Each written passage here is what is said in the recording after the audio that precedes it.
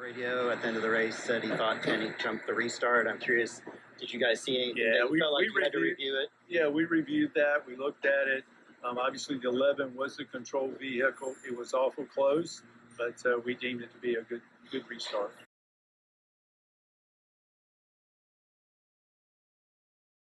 Oh man, after giving my long-winded argument and my rant on Twitter about what happened at the end of that NASCAR Richmond race, I thought I'd come on here just for a couple minutes and just let out some of my frustration and emotion on how that race ended at the end. Obviously, this whole race was an average type of Richmond race. I thought it was a little bit above average with some decent passing, some comers and goers like Josh Berry and other drivers coming forward to the front, showing speed and things of that nature.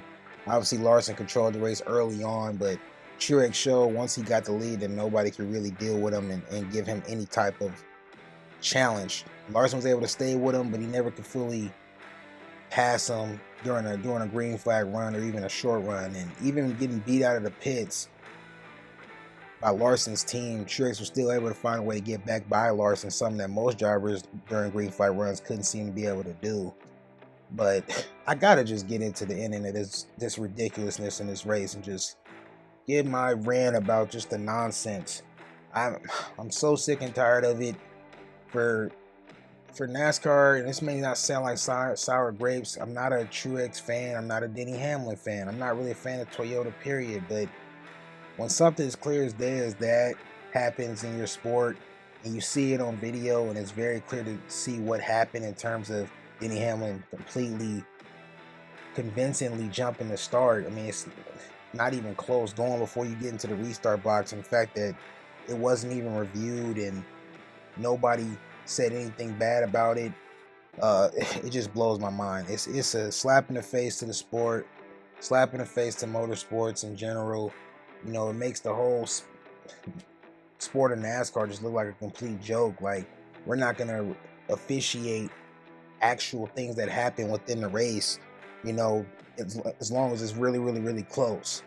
Like, oh, he went maybe a few feet before the restart box line, so we're just gonna let it go because it was so close. It's clear as day. If you look at the replay over and over and over, Denny Hamlin's car surges forward before they get to the restart box. And people like Clint Boyer will run his damn mouth after the race saying that Truex didn't lose the race on a restart, he lost it in the pits. And yes, he does have a point in the sense that Martin Truex Jr.'s pit crew let him down most of the night, let him down in multiple pit stops, getting beat out by Larson on a green flag run in the second to last stop that they had, and then getting beat out on the last pit stop too. So I understand his point of view, and the fact that Truex in his post-race interview didn't even get angry or didn't, in terms of when it came to his pit crew, he didn't seem to have any sort of fault towards them, blew my mind. Because if it were me, I would have did my media obligations and I would have went the fuck home, because it's obvious, it's clear as day that they screwed the pooch and cost him a win that he should have definitely had. So, but going back to what happened, like I said, it's ridiculous. It's clear as day what happened.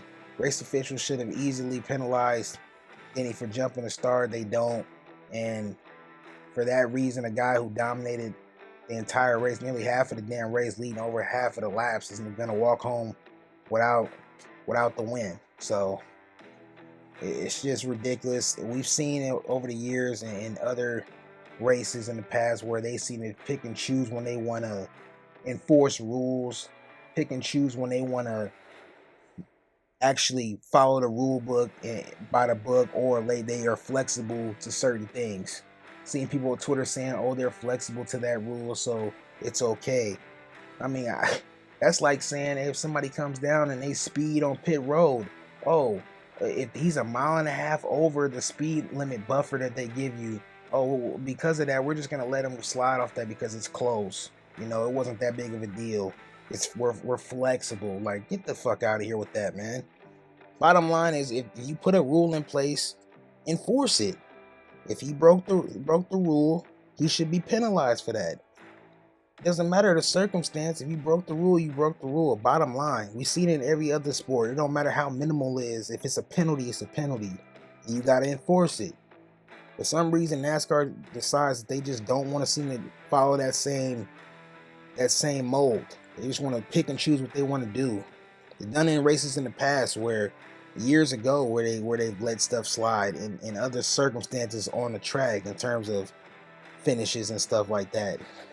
And I'm tired of it, you know.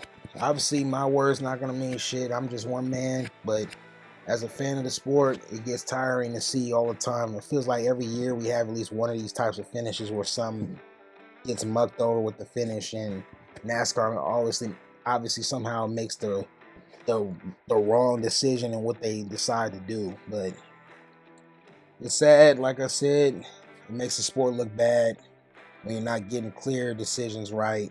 You're just throwing your hands up in the air and acting like it don't matter and just moving on like nothing ever happened. It's not a good look. But overall, like I said, it was an above average race. Truex dominated a race he should have won.